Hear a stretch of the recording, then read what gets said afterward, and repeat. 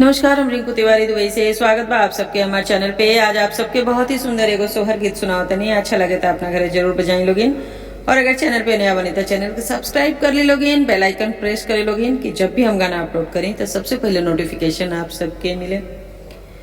मचिया ही बैठल कौशल्या रानी सिंहासन, राजा दशरथ हो राजा कई गारी, दूसर बियाह दुनिया में केहू नहीं हो।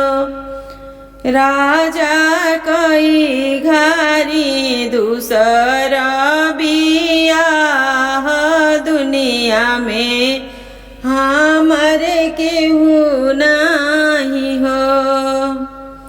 दूसर बियाह राजा कई नीत रानी सुमित्रा से हो, यारे भइले अवधपुर में सोर दुनहु रानी बाझिन हो।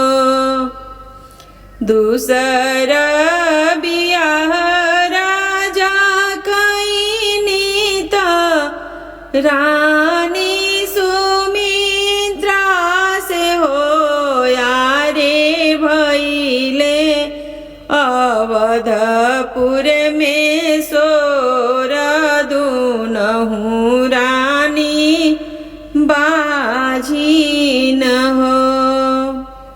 मचिया ही बैठल कौशल्या रानी सिंहासन, राजा दशरथ हो स्वामी कई घारी, तीसर बियाह दुनिया में हमारे केहू नहीं हो। मचिया ही बैठल कौशल्या रानी सिंहासन, राजा दशरथ हो राजा कैलीना, तीसर बियाह दुनिया में हमार केहू नहीं हो।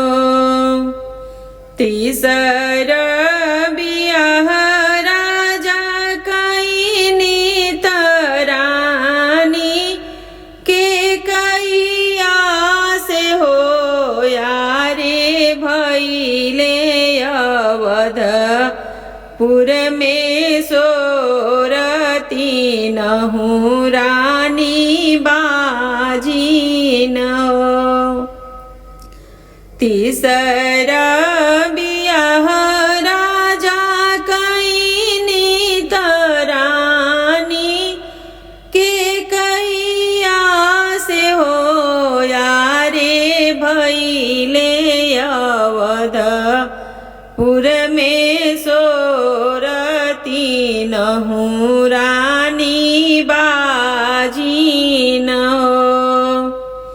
दशरथ जी अगर चाहिले विप्र बोलाइले हो, यारे विप्र सब दिहले आशीष तीनहु रानी के अचरा भरिले हो।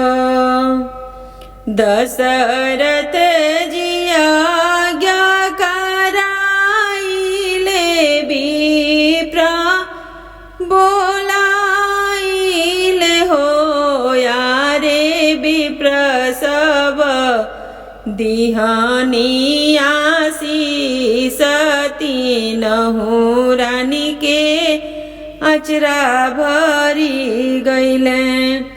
कौशल्या गोदी खेले श्री राम, सुमित्रा गोदी लक्ष्मण हो, यारे के कैया अचरा भरत भुआल महल उठे सोहर हो।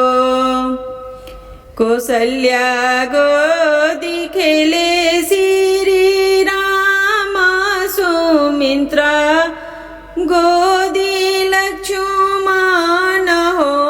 यारे के कई अचरे भरत भुआल महल उठे सोहर हो। मचिया ही बैठल कौशल्या रानी सिंहासन राजा दशरथ हो।